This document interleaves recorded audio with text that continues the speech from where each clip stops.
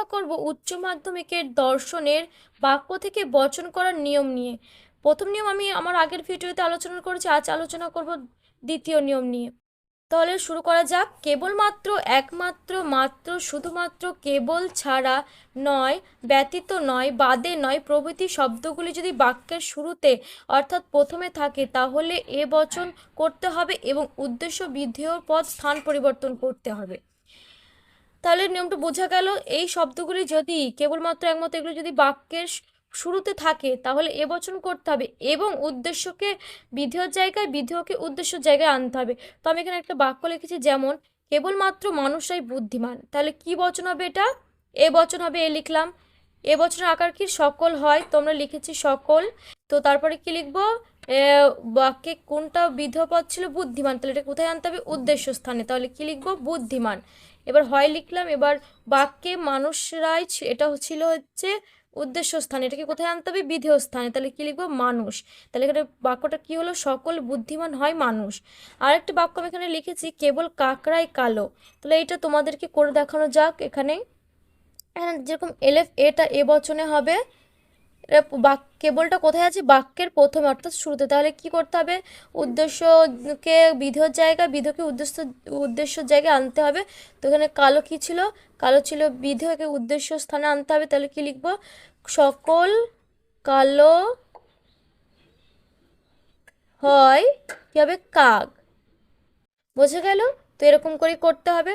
তো এই নিয়মটা যদি তোমরা বুঝতে পারো তাহলে আমি পরের নিয়মে যাচ্ছি।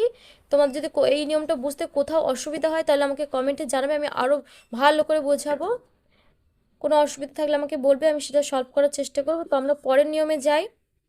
3 নম্বর নিয়ম, কেবলমাত্র, একমাত্র, শুধুমাত্র, কেবল, ছাড়া, আর কেউ নয়, ব্যতীত নয়, বাদে নয় প্রভৃতি শব্দগুলি বাক্যের মাঝখানে যদি থাকে তাহলে কি হবে? এ বচন করতে হবে এবং উদ্দেশ্য বিধেয় স্থান পরিবর্তন করতে হবে না। যদি এই বাক্যগুলি কেবলমাত্র, একমাত্র, শুধুমাত্র, কেবল, ছাড়া এই শব্দগুলি যদি থাকে বাক্যের মাঝখানে তাহলে এ বচন করতে হবে, কিন্তু উদ্দেশ্য বিধেয় কোনো স্থান পরিবর্তন করতে হবে না। যেমন আমি এখানে একটা বাক্য লিখেছি, মানুষরাই কেবলমাত্র বুদ্ধিমান। তাহলে কি হবে? এটা এ বচন হবে এবং এটা কোথায় আছে? মাঝখানে আছে। তাহলে কি করতে হবে? কেবলমাত্র কোথায় আছে? মাঝখানে। তাহলে উদ্দেশ্য বিধেয় আমাকে স্থান পরিবর্তন করতে হবে না। তাহলে কি লিখবো? সকল, উদ্দেশ্য কি ছিল? মানুষ, হয় কি ছিল? বিধেয় ও বুদ্ধিমান। তাহলে কি লিখলাম? বুদ্ধিমান। তাহলে এখানে বাক্যটা সম্পূর্ণ কি হবে? সকল মানুষ হয় বুদ্ধিমান। বাক্যে যদি ছাড়া নয়, ব্যতীত নয় প্রভৃতি এই শব্দগুলো দেওয়া থাকে তাহলে আমরা কিভাবে সেই বাক্যটিকে বচন করব সেটাই দেখে নেব।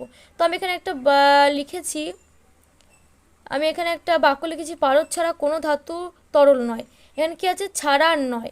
তাহলে এই নিয়মে কি লেখা ছিল? ছাড়া নয়, ব্যতীত নয় থাকলেও কি করতে হবে? এ বচন করতে হবে।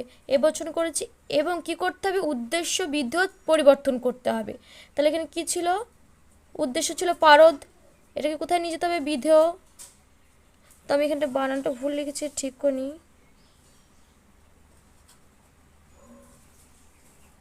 সরি, এখানে বানানটা ভুলে গেছিলো।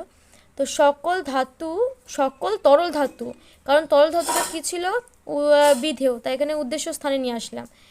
হয় পারদ। তো আমরা এইভাবে করব, যদি ছাড়া, ব্যতীত এই শব্দগুলো দেওয়া থাকে তাহলে উদ্দেশ্য বিধেয় চেঞ্জ করতে হবে। তো আজকের ভিডিও এইটুকুনি। তোমাদের যদি কোথাও অসুবিধা হয় আমাকে কমেন্টে জানাবে, আমি সেটা সলভ করার চেষ্টা করব। এরপরে আরও বহু নিয়ম আছে, সেগুলো আমি তোমাদেরকে পরের ভিডিওতে আমি দেব। তো তোমাদের আজকের ভিডিওর মধ্যে কোনো সমস্যা থাকলে কমেন্টে জানাবে, কোথায় বুঝতে পারোনি যেটুকুনি সম্ভব আমি সলভ করার চেষ্টা করব। তো নতুন নতুন এরকমই ভিডিও পেতে আমার চ্যানেলটিকে সাবস্ক্রাইব করে রাখবে। Thank you.